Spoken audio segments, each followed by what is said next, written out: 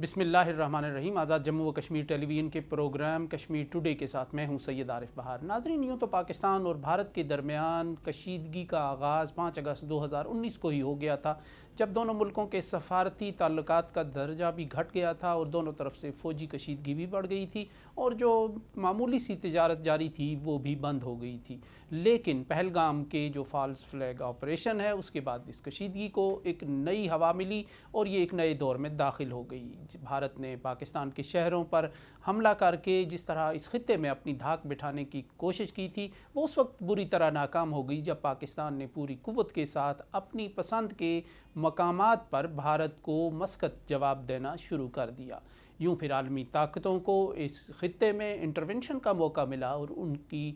جو درخواست پر اور ان کی کوشش سے دونوں ملکوں کے درمیان جنگ ہو گئی۔ بھارت کو ایک ایسا سبق ملا جو اب مدتوں تک وہ یاد رکھے گا، لیکن بھارت بدلے کی آگ میں جل رہا ہے۔ نریندر مودی برسر عام یہ اعلان کر چکے ہیں کہ ہم اس ہزیمت کا، اس کارروائی کا اور اس جواب کا بدلہ لیں گے۔ پاکستان اور بھارت کے درمیان ایک کشیدگی کی جو فضا ہے وہ خاصی گہری ہوتی جا رہی ہے۔ بھارت کی دھمکیاں جاری ہیں، اس کی سویلین قیادت اور فوجی جرنیل جو ہیں وہ مسلسل پاکستان کو دھمکا رہے ہیں۔ یہ صورتحال کدھر جائے گی اور آگے چل کر کیا رنگ اختیار کرے گی، اس ساری صورتحال پر گفتگو کرنے کے لیے آج اسٹوڈیو میں ہم نے اپنے ایک معروف صحافی اور مقامی اخبار کے ایڈیٹر، تجزیہ نگار عبدالواجد خان صاحب کو مدعو کیا ہے۔ وہ اس حوالے سے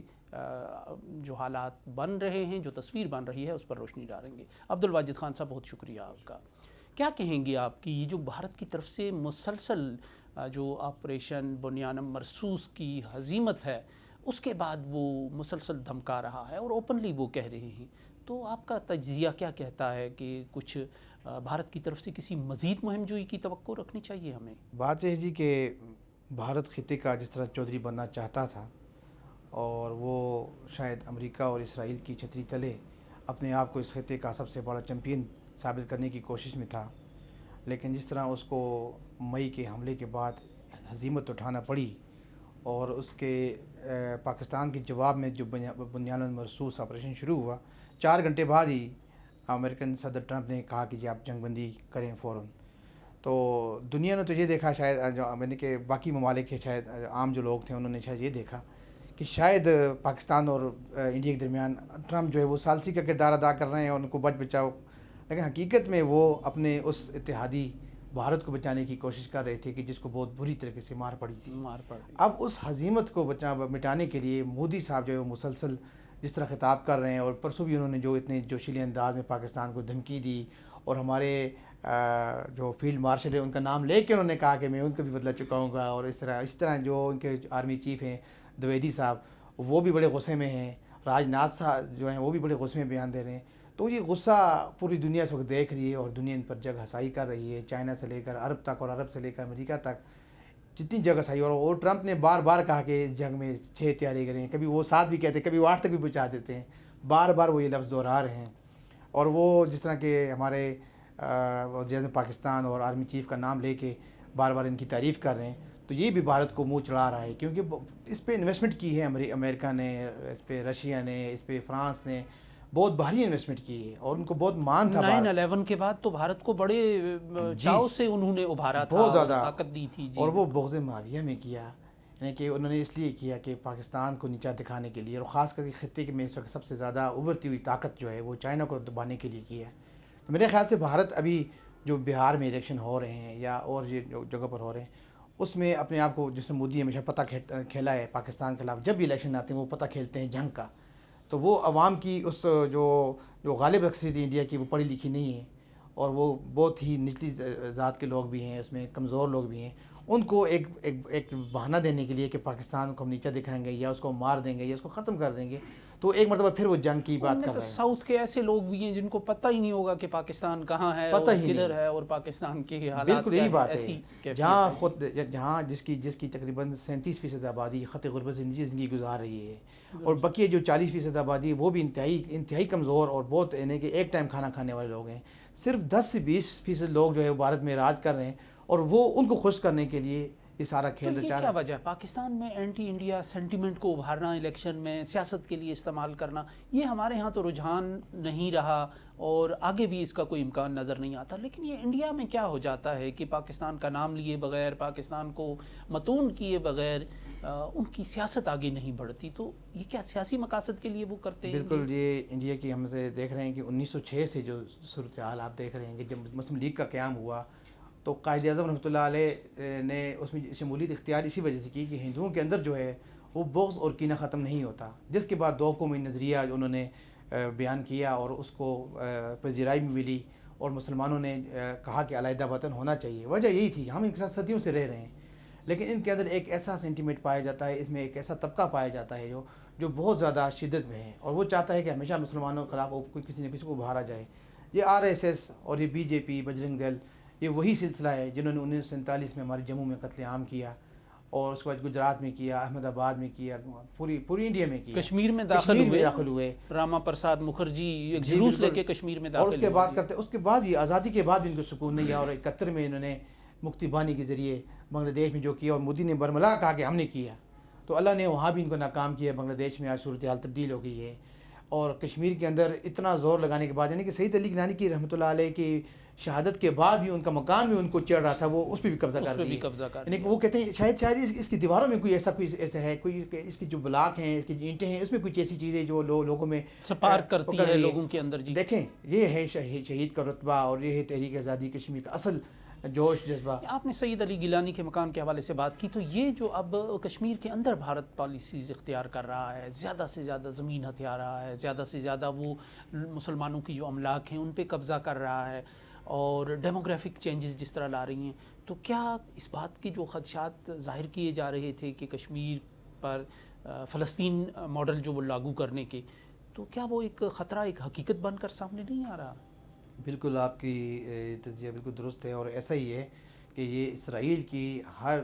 بات کو آگے فالو کر رہا ہے، چاہے وہ اسٹریٹجک ہو، چاہے وہ پولیٹیکل ہو یا ٹیکنالوجی ہو، سارا وہ یعنی کہ اس کو فالو کر رہا ہے۔ حتیٰ کہ ابھی ایئر بیس جو ہے وہ بہت بڑی بنانے کی چکر میں ہے کہ کشمیر کے اندر بیس ہو اور چائنا اور پاکستان دونوں کے قریب ہو جائے۔ اب یہ کہ کشمیر اور فلسطین میں ایک تھوڑا سا فرق یہ آ گیا ہے کہ کشمیریوں نے بھانپ لیا کہ ہم اپنی جو زمینیں بیچ رہے ہیں وہ کن کو بیچ رہے ہیں، انہوں نے فوراً سلسلہ روک دیا ہے۔ لیکن فلسطینیوں نے دھڑا دھڑ یہودیوں کو اپنی زمینیں بیچیں، اپنے ہاتھ خود کاٹے اور ان کے حوالے کر دیا۔ لیکن کشمیر میں یہ صورتحال ہے کہ جو ڈوگرا کے جو قوانین ہیں وہ اپنی جگہ پر سٹینڈ کر رہے ہیں، اگرچہ انہوں نے یونین ٹیریٹری کے بعد بہت سے چینجز کر دیے ہیں، 52 لاکھ یعنی کہ غیر ریاستیوں کو جیلی انہوں نے ڈومیسائل بنا کے دے دیے ہیں، مگر بھارت کو یہ شاید علم نہیں ہے کہ جب بھی استصواب رائے کا معاملہ آئے گا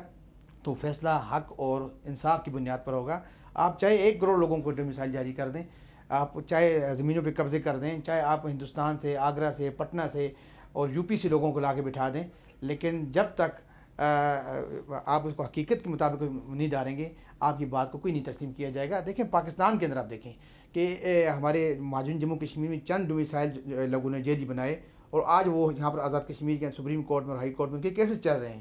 چند نام پیش ہوئے کہ یہ 2 یا 3 اشخاص ہیں یا 6 اشخاص ہیں، انہوں نے جیلی ڈومیسائل بنائے، تو وہ بھگت رہے ہیں۔ لیکن وہاں پر وہ دیکھیں، وہ دھڑا دھڑ 52 سے 53 لاکھ لوگوں کو، جو مصدقہ اطلاعات تو نہیں لیکن ایک تعداد بتائی جا رہی ہے کہ 52 سے 53 لاکھ لوگوں کو انہوں نے جیلی ڈومیسائل بنا کے دے دیے گئے ہیں، صرف اس لیے تاکہ بھارت کا اپنا قبضہ جو ہے وہ اس کو دوام بخشا جا سکے، مستقبل کے جو عزائم ہیں اور آزاد کشمیر کو بار بار وہ کہہ رہے ہیں کہ اس کو مقبوضہ کشمیر سمجھ کر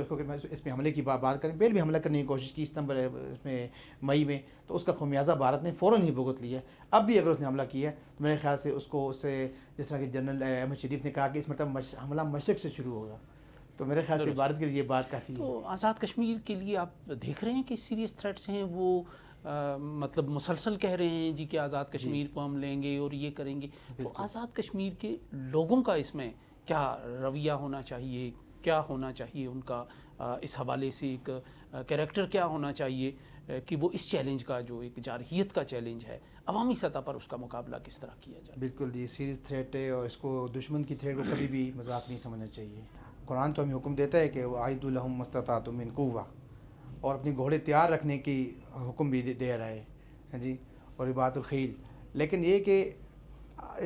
پہلے بھی بھارت نے دھمکی دی اور حملہ کیا،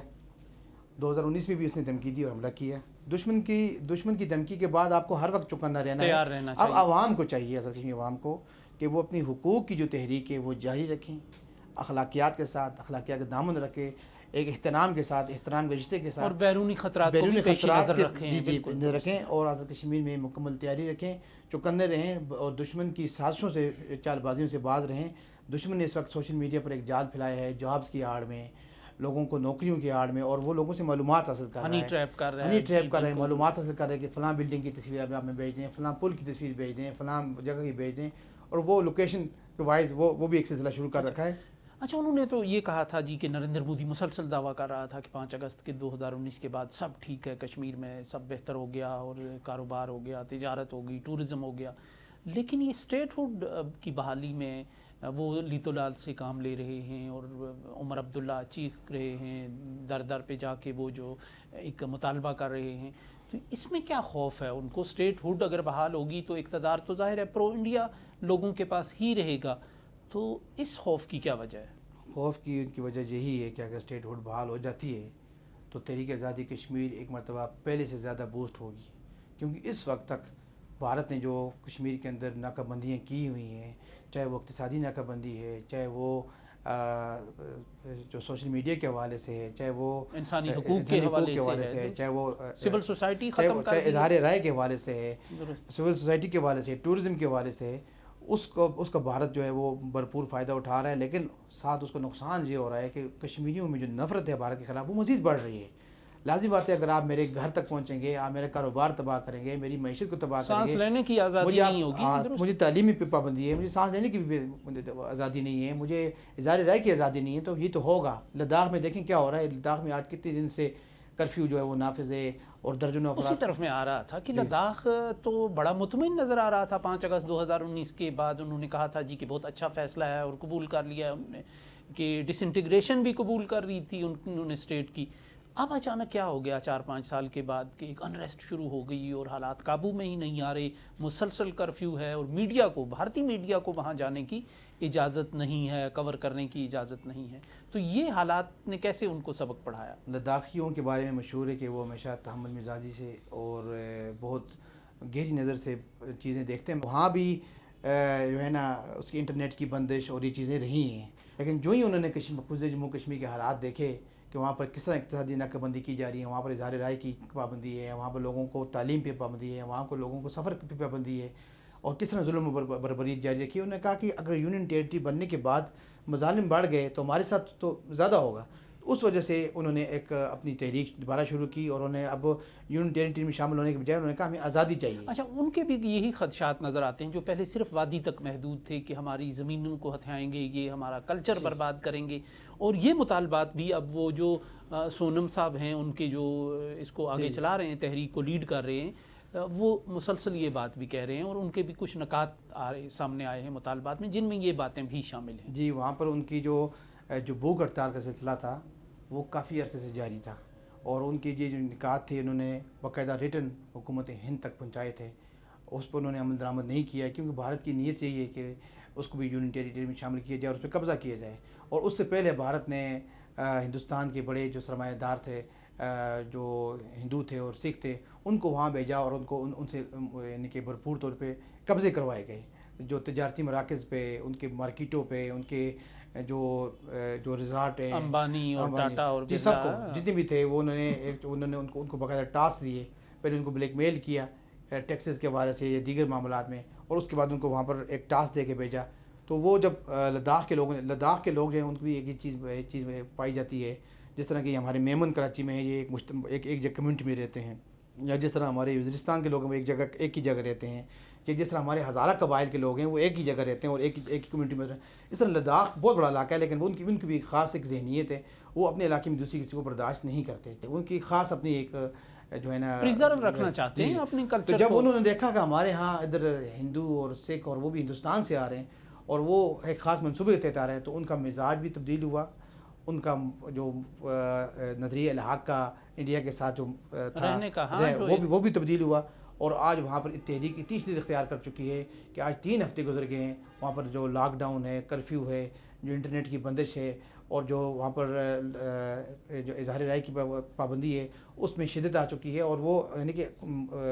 درست اطلاعات بھی نہیں آ رہی کہ وہاں پر کتنے افراد جو ہیں اس وقت ہلاک ہو چکے ہیں۔ تو اس کی سینسٹیوٹی تو یہ ہے کہ چائنا کے ساتھ یہ بارڈر لگتا ہے براہ راست، جی جی تو اس کو بھارتی کیسے یعنی کاؤنٹر کریں گے، یا اس کو کیسے وہ لے رہے ہیں، اور کیا آپ سمجھتے ہیں یہ لداخ کی، میں کہہ رہا ہوں کہ جو انریسٹ ہمیں سامنے نظر آ رہی ہے، اس کی کیا جو آفٹر شاکس ہوں گے یا اس کے اثرات ہوں گے، ایفیکٹس ہوں گے آگے، وہ کیا دیکھتے ہیں آپ؟ ان کی بود و باش جو لداخ والوں کی مکمل طور پر وہ بالکل چائنا والوں کی طرح ہے۔ ان کی آپ شکل و صورت سے بھی دیکھ لیں، ان کی وضاقتہ جو ہے وہ بالکل چائنا کے لوگوں جیسی ہے۔ لیہ کی کرگل جی، میں لیہ تو کی کرگل مسلمان اکثریت ہے۔ جی جی جی، تو وہ ان کی زیادہ تر تجارت بھی اندرونی خانہ جو چل رہی تھی وہ چائنا کے ساتھ ہی چل رہی تھی، اور بھارت اس کو کنٹرول بھی کرنا چاہتا مگر کنٹرول نہیں کر سکا۔ اب بھی بھارت کو یہی ڈر ہے کہ اگر یہ کل کلاں یہ لوگ اگر چائنا کے ساتھ الحاق کی بات کر لیں یا چائنا اس کو وہاں سے سپورٹ ملنا شروع ہو جائے تو ہمارے لیے خطرہ بن جائے گا۔ اور یہ اس کے پیچھے بھی ایک انٹرنیشنل جو ایک ٹرائکا ہے جو طاغوت کا، وہ اس کے پیچھے لگا، کیونکہ لداخ اس وقت ایک ایسی زبردست جگہ ہے جہاں انڈیا ایک بہت بڑا ایئر بیس بنانا چاہتا ہے اسرائیل کی مدد سے اور اس کی امریکہ کی مدد سے، اور وہاں پر قبضہ جو ہے اس کو کرنا چاہتا ہے، مگر وہاں پر لوگ اس کو تسلیم نہیں کریں گے۔ میں نے جیسے پہلے کہا کہ وہ تسلیم نہیں کرنا چاہتے، اور وہ کبھی کسی کی بالادستی کو تسلیم نہیں کریں گے۔ لداخ کے لوگ ہمیشہ جو ہے وہ اگر پاکستان کے مخالفی کبھی نہیں رہے، ان طرف سے کبھی بیان پاکستان کے خلاف نہیں آئے، اگرچہ وہ وہاں پر تو اس حالیہ موومنٹ میں ہم نے یہ بھی دیکھا کہ پہلے ایک تقسیم وہاں نظر آتی تھی لیہ اور کرگل کے درمیان، یعنی مسلمان آبادی اور بدھ آبادی کے درمیان، لیکن پہلی بار یہ ایک پلیٹ فارم پہ جمع ہو گئے اور ان کے مطالبات بھی یکجاں اور یکساں ہو گئے۔ تو یہ جو جس چیز نے اس خطے کو متحد کیا، اس کی کیا وجوہات ہو سکتی ہیں؟ جیسے کہ میں نے عرض کیا کہ بھارت کے قبضے کی کوششوں کی وجہ سے، بھارت کی جو ہندو اور سکھوں کو وہاں بسانے اور وہاں پر ان کے کاروبار پر، ان کی معیشت پر قبضے، ان کے تعلیم نظام تباہ کرنے اور اپنا مرضی کا نصاب مسلط کرنے کی وجہ سے وہاں کے جتنے بھی عوام تھے، چاہے وہ جس مذہب سے بھی تھے، چاہے وہ مسلمان تھے، چاہے وہ بدھ تھے، چاہے وہ آغا خانی تھے، وہ سب ایک پلیٹ فارم پر متحد ہو گئے ہیں۔ اور وجہ یہی ہے کہ وہ چاہتے ہیں کہ بھارت جو ہے وہ اس خطے سے، ہمارے لداخ سے اور کرگل سے اور لیہ سے وہ بالکل دور ہو جائے، جو سامراجی مقاصد ہیں ان سے پیچھے ہٹ جائے، اور وہ یہ چاہتے ہیں کہ ہمیں آزادی چاہیے، ہم بھارت کا کس کا کبھی بھی حصہ نہیں بنیں گے، جو ہماری اس وقت صورتحال ہے اس کو ایز اٹ از چھوڑا جائے، اور کہ ہمارے حقوق جو ہیں وہ ہمیں دیے جائیں۔ بہت بہت شکریہ عبدالواجد خان صاحب۔ ناظرین، آزاد کشمیر کے معروف صحافی تجزیہ نگار عبدالواجد خان صاحب ہمارے ساتھ تھے۔ اس کے ساتھ ہی ہم ایک مختصر سی بریک لیں گے، بریک کے بعد پھر ایک نئے مہمان کے ساتھ حاضر ہوں گے، ہمارے ساتھ رہیے۔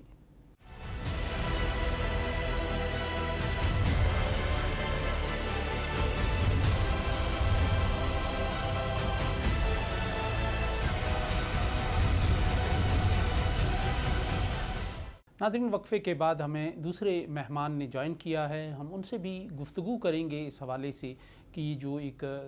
بھارت کی طرف سے جو چیلنجز اور جو دھمکیاں سامنے آ رہی ہیں اس کے حوالے سے یہاں کے عوام کا کیا رسپانس ہونا چاہیے اور کیا خطرات اور خدشات ہمارے لیے پیدا ہو چکے ہیں۔ ہمارے نئے مہمان ہیں سعید الرحمان صدیقی صاحب، جو آزاد کشمیر کے معروف صحافی ہیں اور تجزیہ نگار ہیں، اور کئی صحافتی اداروں کے ساتھ اور تنظیموں کے ساتھ بھی وہ وابستہ ہیں۔ بہت شکریہ صدیقی صاحب۔ شکریہ صدیقی صاحب، کیا کہیں گے؟ مسلسل ہم اس سے پہلے بھی یہی گفتگو کر رہے تھے کہ بھارت کی طرف سے دھمکیوں کا ایک سلسلہ شروع ہوا ہے، بالخصوص آپریشن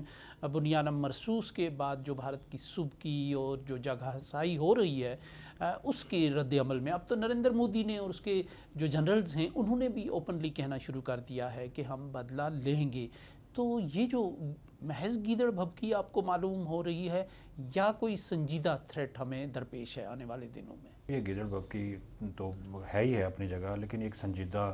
دھمکی اس اعتبار سے ہمیں لینا ضروری ہے کہ بھارت جس طرح سے آپریشن بنیان مرصوص کے بعد اندرونی طور پہ جس طرح سے ایکسپوز ہوا ہے اور سفارتی سطح پہ جس طرح سے بھارت تنہا رہ گیا ہے، اور پاکستان کو جس طرح سے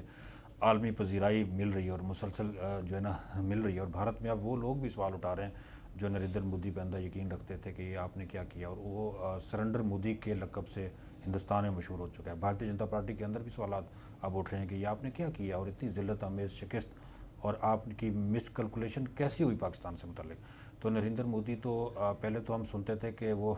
در پردہ ایسی منصوبہ بندی میں ہے کہ اس نے پاکستان کو جواب دینا. اب تو وہ کھلا جلسوں کے اندر اس بات کا اعلان کر رہا ہے کہ جنرل عاصم منیر سے میں نے بدلہ لینا ہے. مطلب کھل کے اس نے پاکستان کے سپہ سالار کو اس نے مخاطب کیا اور کہا ہے کہ میں وہ بدلہ لوں گا اور اس وقت تک میں چین سے نہیں بیٹھوں گا جب تک میں بدلہ نہیں لیتا. کہ جس طرح سے اس نے ہمیں نشانہ بنایا اور ہم تو بقول ان کے کہ کئی دہشت گردوں کا کیمپوں کو نشانہ بنا رہے تھے, انہوں نے ہمیں نشانہ بنایا. اور اس سے پہلے بھی نریندر مودی نے یہ بات کہی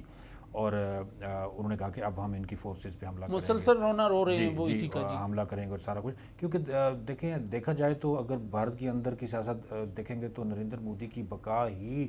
ایک بھرپور جنگی کارروائی میں ہے, مستقبل کی سیاسی بقا. کیونکہ نریندر مودی جو سو یہاں سے ان کی لیگیسی جو ہے وہ ختم ہوتی نظر آ رہی ہے. اس سے آگے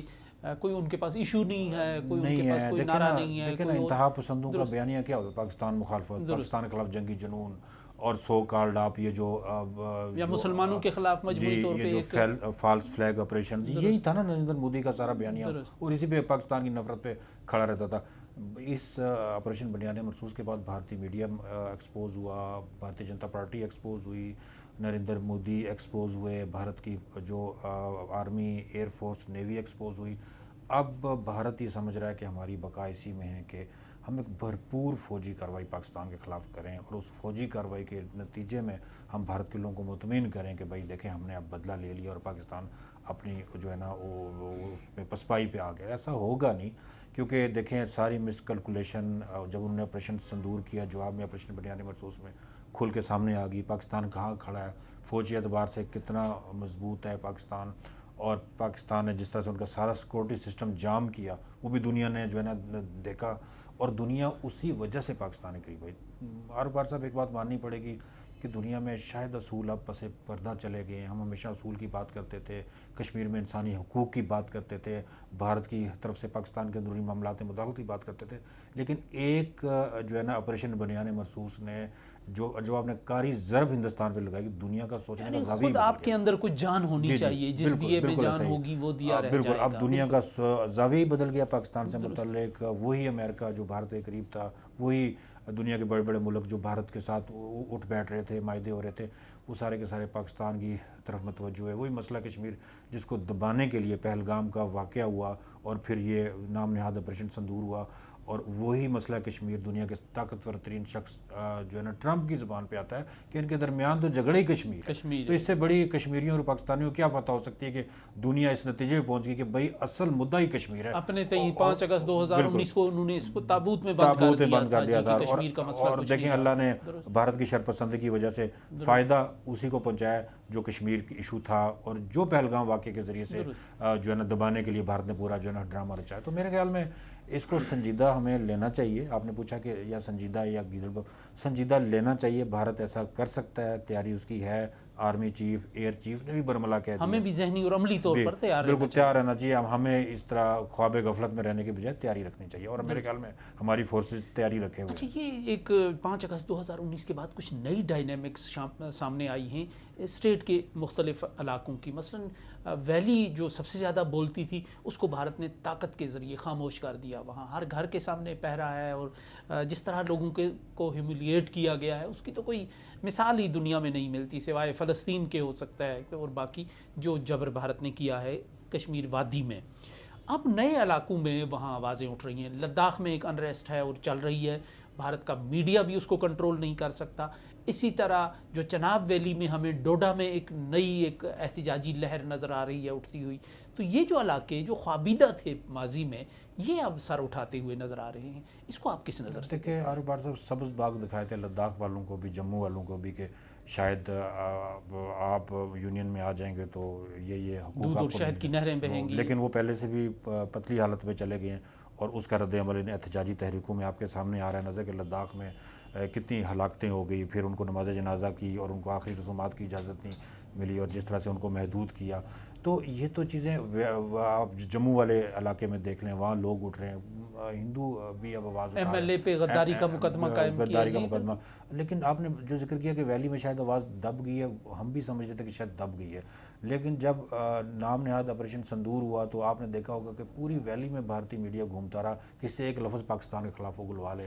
کوئی نہیں اگلا۔ یہ جو دبی ہوئی آواز ہوتی ہے زیادہ خطرناک ہوتی ہے، اور ویلی اب جب پھٹے گی نا تو میں سمجھتا ہوں کہ بھارت کے لیے بڑے مسائل ہو، کیونکہ آواز یہ دب بھی گئی ایک ہے احتجاج کا بظاہر۔ انداز تھا کہ پاکستان کے خلاف ایک لفظ کسی نے نہیں ایک بولا، لفظ بھارتی نہیں میڈیا بولا۔ پوری قوت کے ساتھ بالکل وائٹ بالکل ہاؤس کے لوگوں کے بالکل۔ منہ تو میں ویلی تب میں بھی نہیں کہلوا بالکل سکا۔ ویلی میں آواز دبی نہیں ہے، آپ نے لوگوں کے ذہنوں پہ پہرے ضرور بٹھا دیے، لیکن دل تو لوگوں کے آزاد ہیں، اور وہ دل کی بات کا برملا اظہار انڈین میڈیا نے دکھایا، جو ہم نے بھی دیکھا۔ تو بھارت میرے خیال میں یہ جو ایک فضول قسم کی ہے نا مشق لوگوں کو دبانے کی، لوگوں کو جو ہے نا خوف زدہ کرنے کی، اس کے ذریعے سے اگر سمجھتا ہے کہ ویلی لداخ یا جموں کے اندر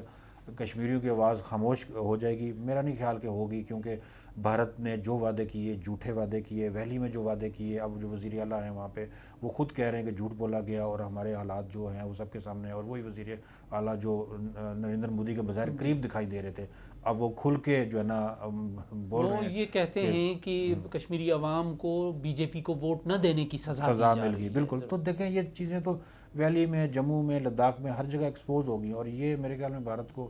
دیکھنا چاہیے کہ کشمیری کا جو اصل مسئلہ ہے وہ کیا ہے، اور اس جانب جب تک بھارت نہیں آئے گا ویلی یا لداخ یا جموں کے اندر جو ہے نا وہ امن نہیں ہو سکتا۔ درست۔ اچھا، اس حوالے سے ایک اہم جو مسئلہ ہے اس وقت درپیش ہے وہ یاسین ملک صاحب کا مقدمہ ہے کہ بڑے انتہائی اہم سٹیج پہ وہ پہنچ گیا ہے، اور مختلف افواہیں سوشل میڈیا پر وقتاً فوقتاً چلتی رہتی ہیں۔ پچھلے دنوں بھی ایک افواہ چلی تھی کہ ان کو باقاعدہ سزا سنا دی گئی۔ تو یہ جو مقدمہ ہے، اور یہاں آپ کیا دیکھتے ہیں کہ بھارت کی جو عدلیہ ہے کیا کوئی سینس پریویل کرے گی، یا اس بات کا خطرہ اور خدشہ موجود ہے کہ وہ ایک بار پھر عوامی ضمیر کو مطمئن کرنے کے لیے نریندر مودی کی سیاسی خواہشات کے لیے کوئی فیصلہ لے سکتی ہے، اور اس کے پھر جو مضمرات ہوں گے، اس کے جو اثرات ہوں گے، آپ ان کو کس نظر سے دیکھتے ہیں؟ دیکھیں بھارتی عدلیہ سے تو امید میرا نہیں خیال کے رکھنی چاہیے، کیونکہ آپ کے سامنے مقبول بٹ کا سارا ٹرائل ہمارے سامنے ہے، پھر افضل گرو کا جس طرح سے عدالتی قتل ہوا، اور عدالت نے بعد میں اعتراف بھی کیا کہ وہ گو کے شواہد ناکافی تھے، لیکن پبلک اور اس کے پبلک سینٹیمنٹ کو اس کو دیکھتے ہوئے تو یہ 5 اگست کا جو فیصلہ انہوں نے کیا وہ بھی ایسا ہی کیا، اور اب جس طرح سے ٹرائل ہو رہا ہے یاسین ملک کا، وہ بھی سامنے ہمارے کہ ان کے وکیل کو کتنا وہ مل رہا ہے اس پہ بات چیت کرنے کا حق، اور پھر ان کا بیان کیسے تروڑ مروڑ کے آ کے پیش ہو رہا ہے، اور میڈیا میں اور الجزیرہ کی جو رپورٹ اس پہ آئی ہے وہ بھی جے کے ایل ایف نے خود ایکسپوز کی ہے کہ یہ مطلب بھارتی عدالتیں کشمیریوں کے معاملے میں، باقی میں نہیں جانتا زیادہ، لیکن کشمیریوں کے معاملے میں جتنا میرا مطالعہ ہے وہ راگ کے اسکرپٹ پہ فیصلے ہوتے ہیں، یہ حقیقت ہے، اور یاسین ملک کے حوالے سے بھی ہمیں کوئی توقع نہیں ہے کہ ان کے ساتھ انصاف ہوگا۔ دیکھیں ٹیرر فنڈنگ کیس ثابت نہیں ہو سکی، ابھی تک ثابت نہیں ہو سکی، ٹھیک ہے، اور پاکستان سے ان کے جو مراسم ہیں یا پاکستان سے کوئی ان کو سپورٹ ہے وہ بھی جو ہے نا ثابت نہیں ہو سکی۔ وہ شخص کے جو ملیٹنسی چھوڑ کے پیسفل جو ہے نا جدوجہد میں آیا، اس کو آپ نے سزا دی۔ آپ کے وزرائے اعظم کس حیثیت میں پھر ان سے ملتے رہے اور کس حیثیت سے میزبانی کرتے رہے راج بھون میں؟ آپ کی سول سوسائٹی کہاں گئی جو آپ کو یاسین ملک کو قائل کرتی پھرتی تھی؟ دیکھیں اب بھارت یاسین ملک کے ساتھ اگر ایسا کرے گا نا تو کشمیریوں کو دوبارہ عسکری جدوجہد کی طرف دھکیل دے گا، اور کوئی بندہ عسکریت سے اگر سیاسی جدوجہد کی طرف آنے کا سوچ بھی رہا تھا، میرے خیال میں اب وہ نہیں سوچا ہے، کیونکہ بھارت نے چارج شیٹ وہی لگانی ہے، ایسی سوچوں کی سپیس تنگ ہو جائے گی نہیں ہے، تو یہ میرے خیال میں بھارت اپنے لیے مسائل پیدا کر رہا ہے، اور خود آکسیجن فراہم کر رہا ہے کشمیر کے اندر لوگ ہتھیار اٹھائیں اور ہتھیار کے ذریعے سے فیصلہ کریں۔ اچھا، مودی کی طرف سے مسلسل یہ دعویٰ کیا جا رہا تھا کہ کشمیر میں سب اچھا ہے، سب بہتر ہے، سیاسی عمل ہو گیا، الیکشن ہو گئے، وہ ہو گیا، یہ ہو گیا، لیکن اب یوں لگتا ہے کہ ایک خوف ان کے دل میں موجود ہے۔ مثلا ابھی ہم دیکھتے ہیں کہ جو گزشتہ چند جمعے ہیں ان میں میر واعظ صاحب کو انہوں نے وہاں جامع مسجد جانے کی اجازت نہیں دی، جمعہ کا خطبہ دینے کی اجازت نہیں دی گئی۔ تو یہ جو پابندیاں ہیں، یہ خوف ہے، یہ کس چیز کا عکاس ہے؟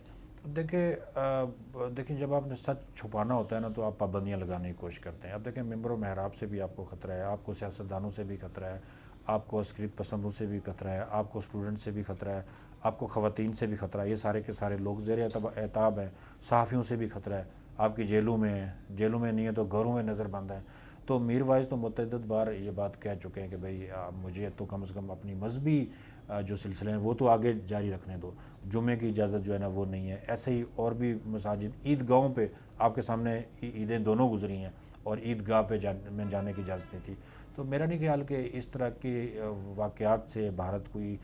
کشمیر میں اپنی سپیس بنا رہا ہے. میں تو سمجھ رہا ہوں کہ وہ لوگ بھی اب بھارت کے خلاف ہو رہے ہیں جو نیشنل کانفرنس یا بھارت نواز جماعتوں کے ساتھ کشمیر کے اندر وابستہ تھے اور جو وہاں سے منتخب ہو کے بھارتی پارلیمان میں پہنچے ہیں, اور ان کی اب نظریات اور سوچ تو کھل کے بھارتی پارلیمان میں دیکھنے میں مل رہی ہے کہ وہ حریت پسندوں کی وکالت تو اب اللہ تعالیٰ ان لوگوں کے ذریعے سے کروا رہا ہے جن کو ہم ہندوستان نواز سمجھتے تھے. منظر بدل گیا ہے. جی بالکل. تو بھارت نے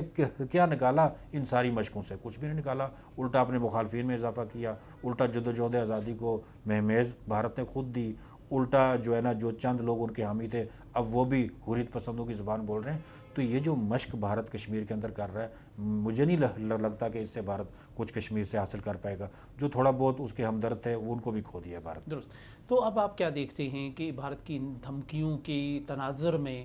ہمارا جو ڈائسپورا ہے وہ بڑا وائبرنٹ ہے, متحرک ہے, فعال ہے,